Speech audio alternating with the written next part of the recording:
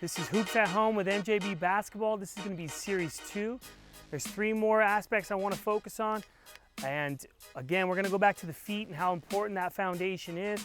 We're going to have our demonstrator Jake today talk about and show us how it would be to come off the dribble, or how his feet should be properly lined up after catching the basketball off from a pass. The next part in this Series 2 is going to be the importance of holding the basketball in the palm of your hand and where the ball should be in contact with it. And then in the last part, we're going to really focus on the fingers and the fingers in the release, and which fingers are super important as that ball leaves your hand. Okay, in this first part, you can see we've put cones down. If you have cones, it's obviously better, but you can use lines on the floor. You don't necessarily need them, but what I want you to understand is your feet need to be straight as you come off the screen or as you come off with the dribble. He's gonna go one dribble, and he's gonna go inside foot, is gonna step right in between these cones to help guide him, and he's gonna then line up. All right, let's go from the other side now.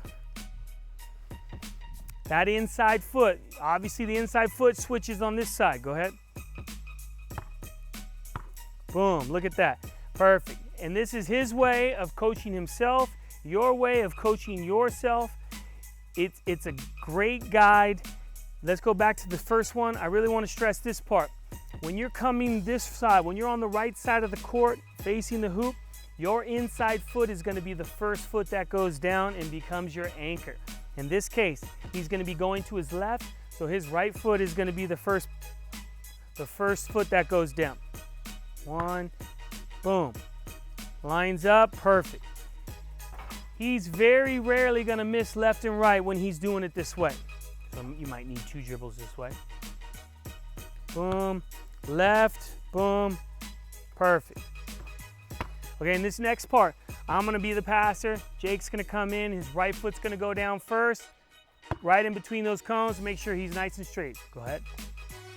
Boom, good. Let's go from the other side.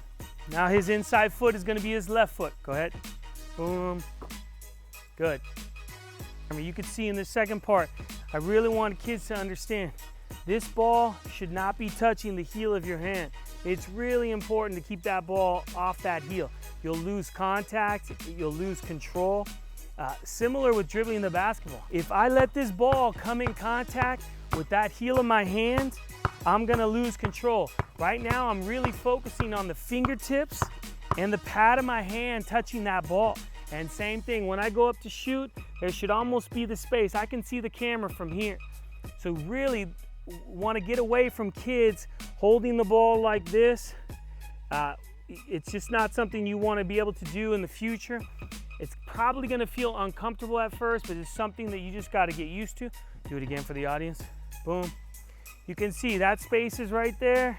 Okay, turn and go ahead and take one shot. Boom. Good. Okay, and then this last part in Series 2, I really want to focus on the basketball.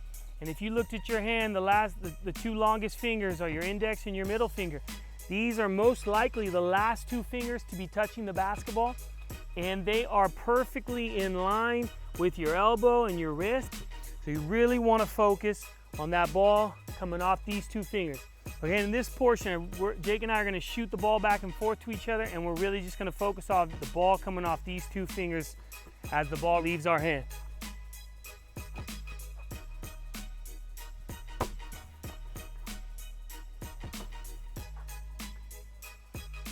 Back to one-handed shooting, I want to give you guys a way to practice that. I feel like this is something you should do every single day you step on the court. You should spend less than 5 minutes, above 4 minutes, and you should just work on one-handed shooting. Here's the first way. Jake, our demonstrator, is going to start on the baseline. He's going to finish high, elbow, one step, grab the ball, get it, one hand.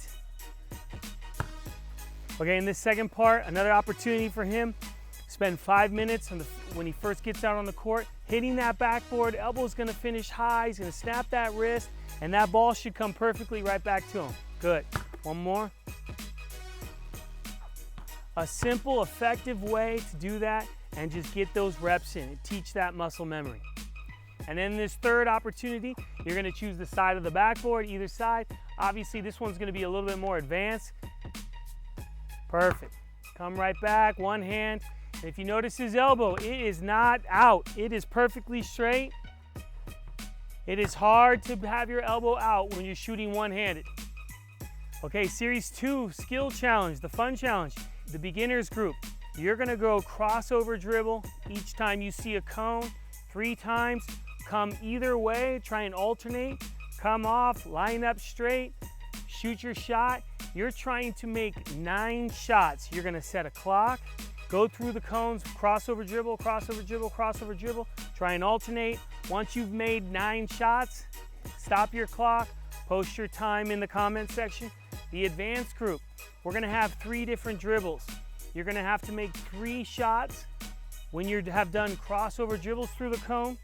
Then you're gonna go between the legs dribble, make 3, and then you're gonna go behind the back dribble, make 3.